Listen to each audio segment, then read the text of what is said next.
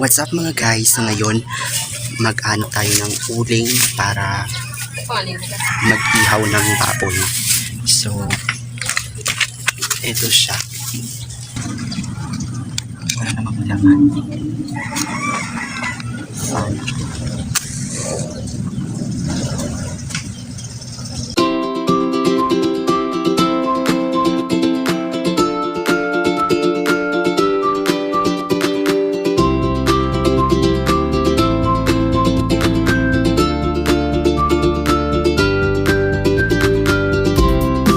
So, paypayan muna natin guys para magkaroon siya ng apoy.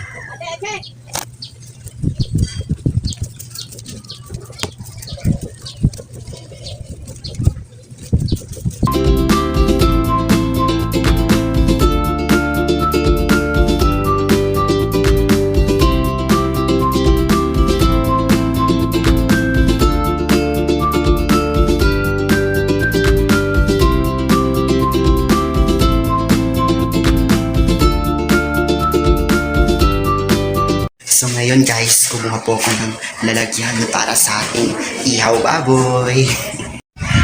Then, ayan siya.